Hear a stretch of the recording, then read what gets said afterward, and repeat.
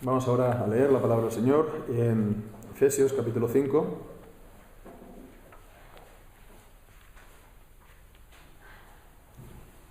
Efesios capítulo 5, los versículos del 22 al 27.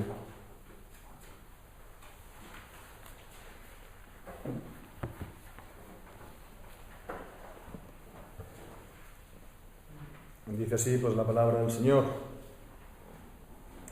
las casadas estén sujetas a sus propios maridos como al Señor, porque el marido es cabeza de la mujer, así como Cristo es cabeza de la Iglesia, y Él es el Salvador del cuerpo. Así que como la Iglesia está sujeta a Cristo, así también las casadas lo estén a sus maridos en todo. Maridos, amad a vuestras mujeres, así como Cristo amó a la Iglesia y se entregó a sí mismo por ella, para santificarla, purificándola en el lavamiento del agua por la palabra, para presentársela gloriosa a sí mismo, una iglesia que no tuviera mancha, ni arruga, ni cosa semejante, sino que fuera santa y sin mácula. Amén, y que el Señor bendiga su santa palabra. Ninguna institución entre los hombres aquí en la tierra es más sagrada que el matrimonio. El matrimonio, esta institución creada directamente por Dios, juntamente con la creación del hombre y de la mujer. Cuando creó al hombre y después de él formó a la mujer y presentó a la mujer al varón, al hombre Adán, ¿no? Pues lo hizo con estas palabras por esto dejará el hombre a su padre y a su madre y se unirá a su mujer y ambos serán una sola carne. Y con estas palabras el Señor instituyó el matrimonio y también la familia. El matrimonio, por lo tanto, fue también el medio instituido por el Señor para dar cumplimiento al primer mandato que recibió el hombre de boca del Señor. En Génesis capítulo 1, el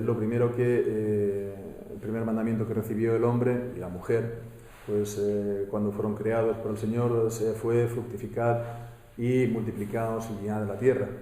Entonces fue el medio instituido, santificado, para traer hijos al mundo y para que el género humano, la raza humana, crezca y se multiplique. Además de esto, la palabra de Dios nos da muchas enseñanzas acerca del matrimonio, por supuesto, pero además de esto hemos visto también en Efesios capítulo 5 cómo el matrimonio es una imagen, una ilustración de la relación de Dios con su pueblo, de esta relación de pacto, de alianza, ¿no? De la misma manera que se habla, y es así, de la alianza matrimonial, ¿no?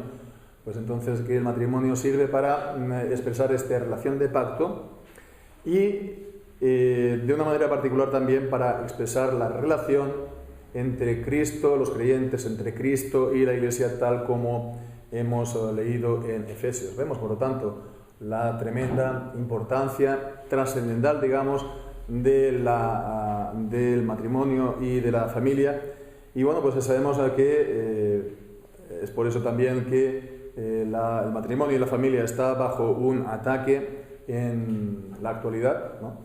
Está bajo un severo y continuo y poderoso ataque por fuerzas, ¿no? Tanto intelectuales como incluso políticas, ¿no?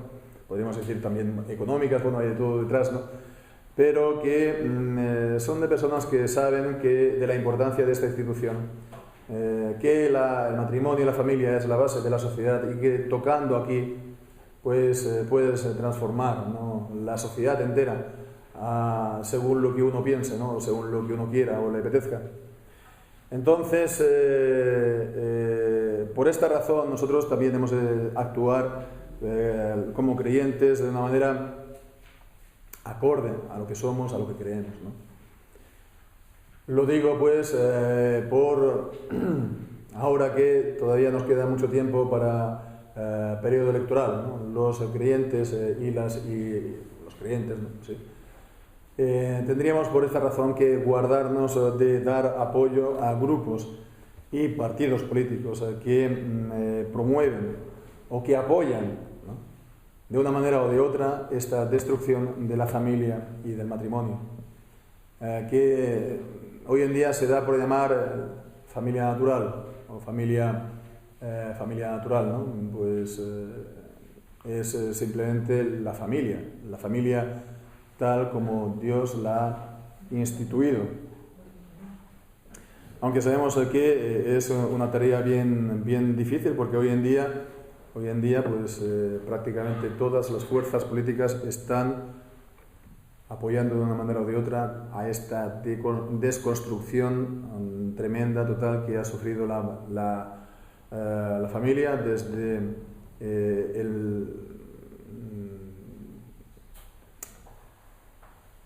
el divorcio express, ¿no?, todas las facilidades para acabar con el matrimonio, como también pues esta deconstrucción de matrimonio y familia, que es pues el matrimonio de personas del mismo sexo. Pero bueno, en todo caso, esto sería de cara al exterior, pero de cara al interior, los cristianos hemos de también tener una actitud muy especial también en cuanto al matrimonio. Y esto tanto, por supuesto, los que están casados, pero también en general todos, ¿no?, los que vayan a serlo, ¿no? Y pues de esta manera honrar sobre todo el matrimonio y cuidarlo en nuestra propia familia y también en la congregación, y intentando pues evitar toda cosa que lo pueda afectar o lo pueda dañar. Entonces, por supuesto, no podemos ver todo esto en detalle. Podemos ver en detalle acerca de la institución, o en detalle pues cómo se ha de casar una persona, ¿no?, o pues acerca del divorcio, o las causas legítimas que puedan haber para disolver el matrimonio. Pero nos vamos a quedar entonces en estos versículos que hemos leído, que nos hablan de la relación entre marido y mujer, también sobre la base de la relación entre Cristo y la Iglesia, y esto también pues teniendo una atención, haciendo atención un poco, de manera un poco particular, a lo que después, a continuación, vamos a tener, que es el sacramento de la Cena del Señor, ¿no? Aunque parezca que pueda que lo uno y lo otro, pues pero sí, en realidad también vemos que se puede ver la relación y se puede aplicar en lo que vamos a ver. Primeramente, por lo tanto, vemos en este pasaje el apóstol Pablo se dirige a las casadas. Siempre encontramos en el Nuevo Testamento este mismo procedimiento, ¿no?, o este mismo orden, las casadas y los maridos. Lo vemos aquí en Efesios, lo vemos en Colosenses, lo vemos también en Primera de Pedro. Y lo principal que dice el apóstol a las casadas es: estén sujetas a sus propios maridos. El sujetarse a sus propios maridos. El sujetarse, ¿qué significa? Bueno, pues literalmente la idea en el original es la imagen de ponerse debajo de, ¿no? Someterse, ponerse debajo. Entonces, hacerlo de una manera también voluntaria y también verdadera, ¿no? Pues aquello de hacer como hacía Sara, ¿no? Sí, llamarle Señor, pero al final nada de nada, ¿no? Es de manera voluntaria y real. Y dice, pues, hacerlo como al Señor, como al Señor. Entonces, aquí comienza esta comparación que se desarrolla en estos versículos. Y bueno, pues todos sabemos entonces lo que es someternos al Señor, ¿no? Lo que es sujetarnos al Señor, lo que es ponernos bajo la autoridad del Señor. Pues de esta manera también dice que las casadas han de sujetarse a sus maridos en todo. Entonces, bueno, esto evidentemente nos está diciendo, nos está mostrando que los maridos tienen autoridad, nos está hablando de la autoridad del marido. Y es lo que a continuación el apóstol, en el versículo 23, explica con la idea de la cabeza. porque el marido es la cabeza de la mujer, así como Cristo es cabeza de la Iglesia y Él es el Salvador del pueblo. Entonces la cabeza es una imagen que también lo encontramos en otros lugares, ¿no?, de la Escritura. Bueno, de ahí proviene pues la expresión tradicional, ¿no?, de cabeza del hogar, ¿no?, cabeza de la familia para el varón. Entonces, ¿qué es lo que transmite o el sentido de la palabra cabeza? Pues es sobre todo la idea de preeminencia o primacía o precedencia, ¿no? Vemos esto también en 1 Corintios capítulo 11 y versículo 3. Vamos a explicar ahora esto que acabamos de decir, cuando dice, muy parecido a lo que hemos leído aquí en Efesios: mas quiero que sepáis que Cristo es la cabeza de todo varón, y el varón es la cabeza de la mujer, y Dios es la cabeza de Cristo. Entonces, la idea de cabeza es, sobre todo, lo que digo, la idea de primacía, pero incluso en un sentido de orden temporal, se puede decir, en todo caso, en cuanto a los hombres y la mujer. Adán fue creado primero, no la mujer, nos dice el apóstol Pablo en 1 de Timoteo capítulo 2. Y Cristo es la cabeza del varón. ¿Por qué? Pues porque es el primogénito, nos dice Colosenses capítulo 1. Entonces Él es el primogénito de toda la creación. Toda la creación fue creada por Él, con vistas a Él, de que Él tenga la primacía de toda la creación, por lo tanto de todos los hombres, de todo varón también. Y después dice que Dios es cabeza de Cristo. Evidentemente esto tiene que ver en cuanto a las personas de la Trinidad, ¿no? Que el Padre es quien engendra y el Hijo es eternamente engendrado. No es algo temporal, no es un orden temporal, es lo que diferencia esto de la cabeza entre los hombres. Pues esa es la idea de la cabeza. Además, evidentemente, que la cabeza pues es el miembro del cuerpo. Bueno, que si alguien le corta la cabeza, pues adiós cuerpo, ¿no? Es decir, que es también el que dirige, ¿no? El que, digamos,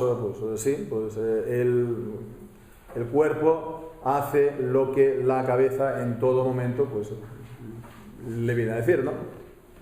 Pues esta es la idea de la cabeza en cuanto al varón. Y también leemos este versículo en el 24, en el 23 decía, Cristo es la cabeza de la Iglesia, ¿no?, como hemos visto en 1 Corintios capítulo 11, y dice, y Él es el Salvador del pueblo. Entonces esta frase, en los comentaristas, pues bueno, tienen cierto diálogo, si se trata de Cristo o se sigue refiriendo al varón. Bueno, vemos aquí se pone en mayúscula y bueno, pues entonces se considera que se está refiriendo a Cristo, ¿sí? Pero con todo y con eso, también se puede ver esto en relación con el marido. Alguien podrá decir, ¿cómo que el marido es salvador de la mujer? ¿No? ¿En qué sentido puede ser salvador de la mujer? Pues sí, porque de la misma manera que Cristo redimió y salvó a la Iglesia de todo mal, el varón, los maridos, han de librar también de todo mal a su mujer, a su esposa, de todo peligro, de toda cosa mala. Es en ese sentido, no evidentemente de los pecados y de la condenación, que es de lo que nos salva Jesucristo, pero en un sentido, digamos, físico, en cuanto a esta vida, tiene que ser pues su defensor, su libertador de todo mal. Bien, entonces, en cuanto a esto, entonces concluye en el versículo 24, la conclusión dice, así que como la Iglesia está sujeta a Cristo, así también las casadas lo estén a sus maridos en todo. Y es entonces, continuando con esta comparación, dice, está sujeto a sus maridos en todo. Evidentemente, en todo está cualificado por la palabra de Dios. Es decir, que tiene que obedecer en todo aquello que es bueno o en todo aquello que la voluntad de Dios o en todo aquello que no infringe los mandamientos de Dios, porque si el marido pues se pone en plan en pequeño dictador en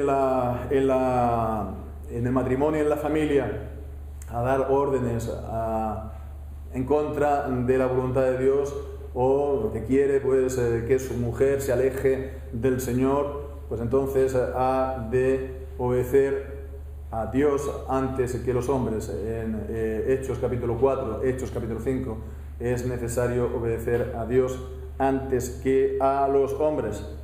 Así, por lo tanto, los matrimonios vemos que es un mensaje vivo, un mensaje visual acerca de esta relación de Cristo y la Iglesia. Y lo es, por una parte, entonces, por la parte de la mujer, ¿no? En el sometimiento, habla de este sometimiento de la Iglesia, de los creyentes, a Cristo. Y bien, pues entonces es por eso que las ideas feministas hoy en día pues tienen un tan largo alcance, no solamente en cuanto a transformar, por supuesto, la familia, las relaciones dentro de la familia, sino incluso también pueden tener un alcance que no vemos en cuanto a podemos decir, a eliminar cada vez más de todo vestigio de cristianismo, de fe en la sociedad, y que eso incluso pueda afectar a los creyentes. Y de hecho el feminismo está pues avanzando entre los creyentes, e incluido también entre pues círculos reformados. No hay nada más que ver en cuántas iglesias se ha instalado el así llamado pastorado femenino, o del ministerio pastoral de las mujeres, ¿no? Como si fuera un derecho de las mujeres para estar en igualdad con los hombres, haciendo caso omiso entonces a todo lo que dice la palabra de Dios y el apóstol Pablo. Y cuando el apóstol Pablo dice, por lo tanto, es la palabra de Dios, ¿no?, que no permito a la mujer ejercer autoridad ni dominar sobre los hombres, en 1 de Timoteo capítulo 2. Así entonces pues realmente el feminismo está pues avanzando, ¿no?, en nuestros círculos, en nuestras iglesias, y cada vez más esto pues es más difícil resistirse, en parte pues porque no se explica y no se enseña la palabra de Dios en estos pasajes, y cuanto menos se hace, más difícil es empezar, ¿no? Pero vemos entonces el meollo de todo, ¿no? El rechazo de la autoridad del marido pues equivaldría, ¿no?, espiritualmente hablando, ¿a qué? A una rebelión de los creyentes en contra de Cristo. ¿Nos imaginamos esto? Entonces, este feminismo viene un poco a difundir esta idea, ¿no? No serán a lo mejor conscientes de ellos, pero es así, ¿no?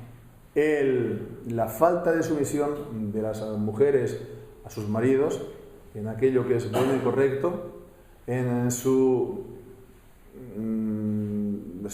posición, en su, iba a decir liderazgo, como lo queríamos decir, como cabeza del hogar, pues equivale a una insumisión, una rebelión de la Iglesia contra su cabeza, lo cual es la mayor aberración que uno se pueda imaginar.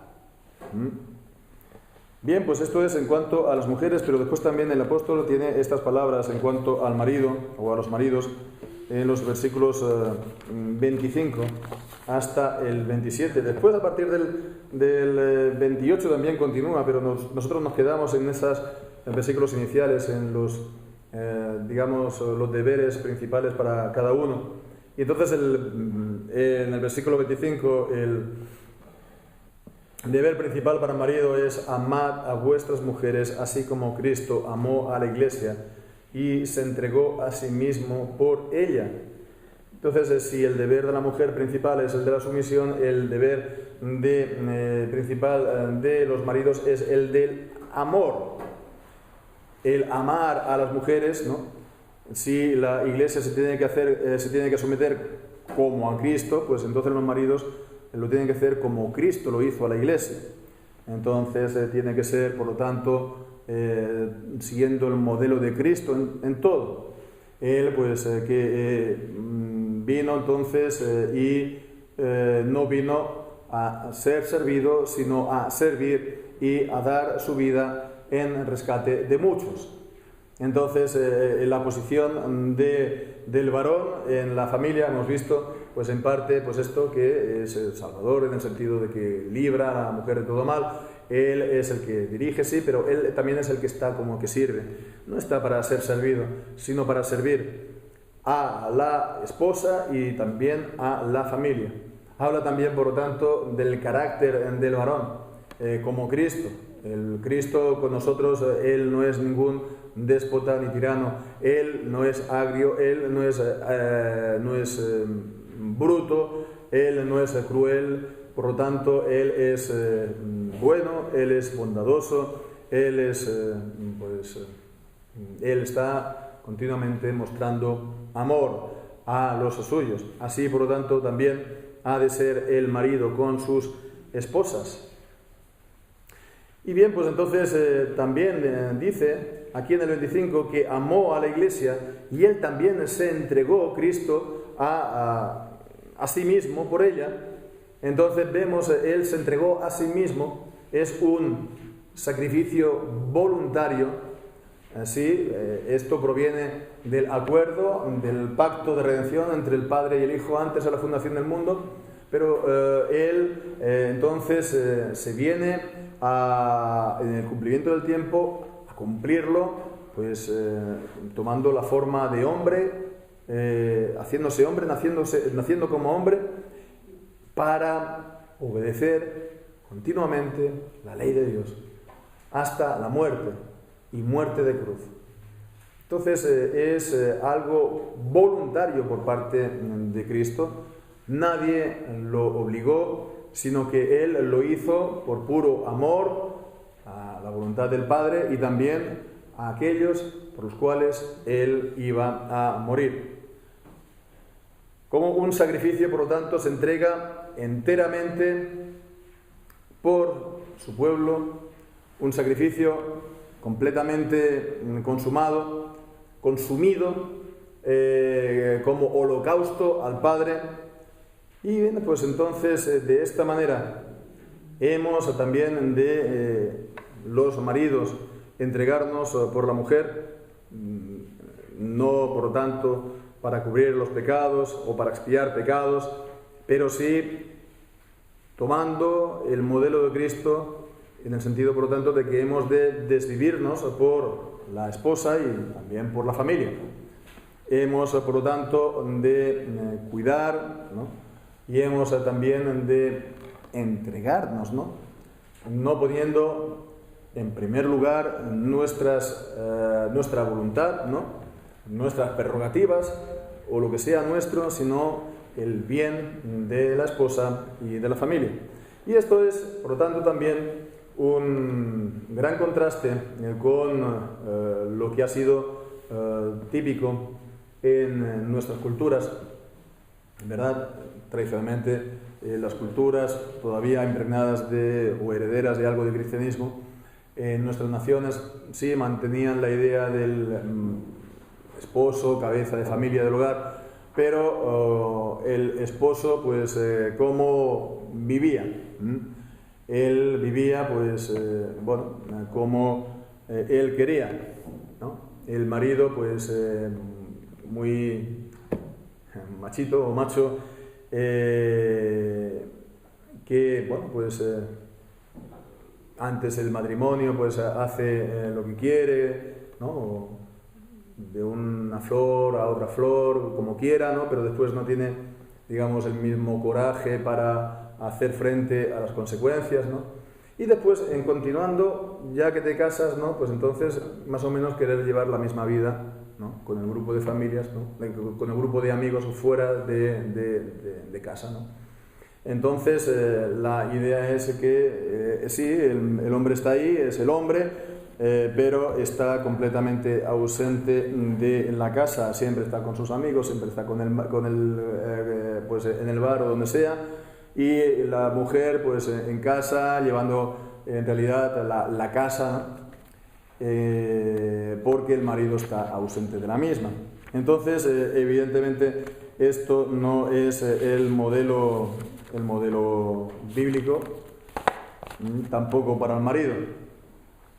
Lo que vemos ahora también de feminismo se puede explicar en parte, además de la rebeldía contra Dios y su palabra, además de esto también se puede explicar en parte por la reacción en contra de lo que hemos vivido en nuestros países tradicionalmente.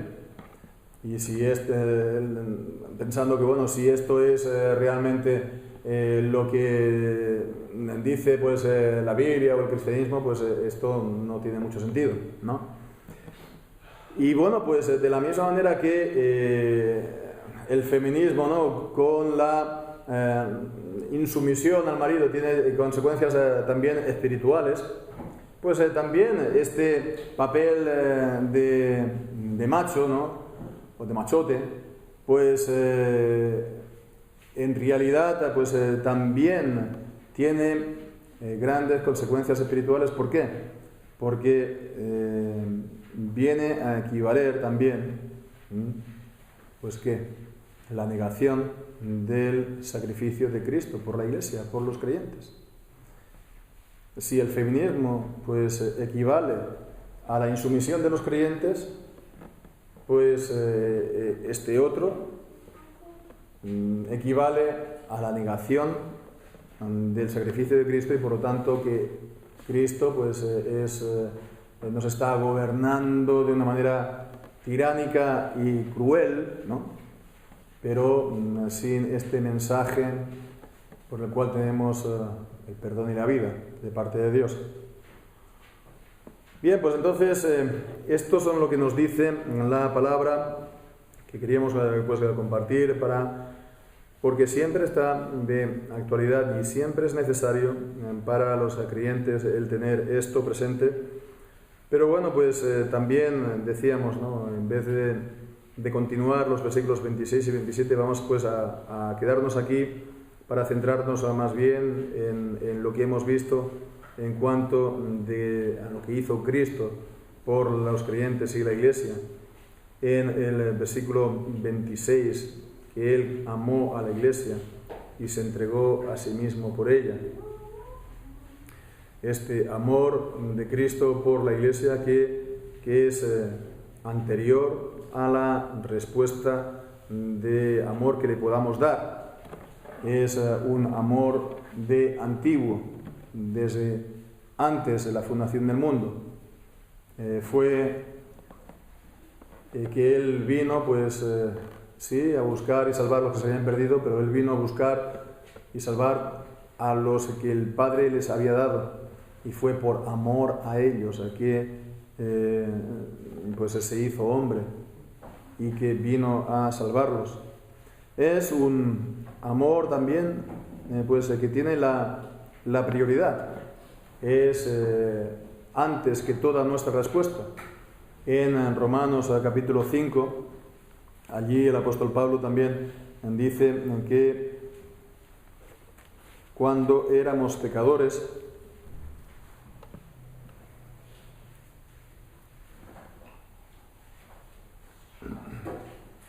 en el versículo 10, capítulo 5, versículo 10, porque si siendo enemigos fuimos reconciliados con Dios por la muerte de su Hijo, mucho más estando reconciliados, pues seremos salvos por su vida.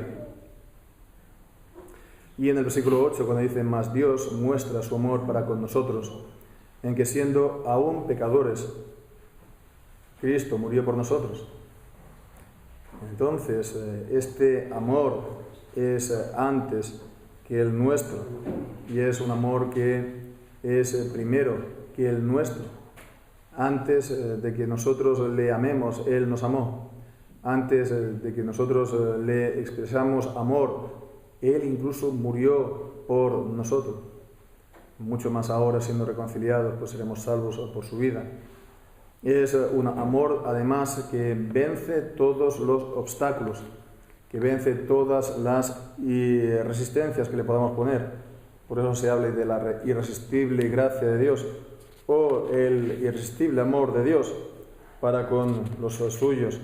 Y podemos verlo esto, aplicando a Cristo también, lo que leemos en 1 Corintios capítulo 13, cuando está describiendo el amor, a partir del versículo 4, el amor es sufrido, es benigno, el amor no tiene envidia, el amor no es jactancioso, no se envanece, no hace nada impropio, no busca lo suyo, no se irrita, no piensa el mal, no se goza de la injusticia, sino que se goza de la verdad. Todo lo sufre, todo lo cree, todo lo espera, todo lo soporta. Versículo 4, y así comenzaba, el amor es sufrido.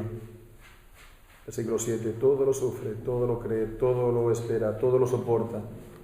Así es el amor de Cristo para con los suyos. Un amor eterno, un amor que lo precede, un amor que vence todos los obstáculos. Y se entregó a sí mismo por ella, por los creyentes, por la iglesia. ¿Para qué? Él lo hizo entonces, como hemos visto, de manera voluntaria, nadie lo obligó. Él se entregó poniéndose en su lugar,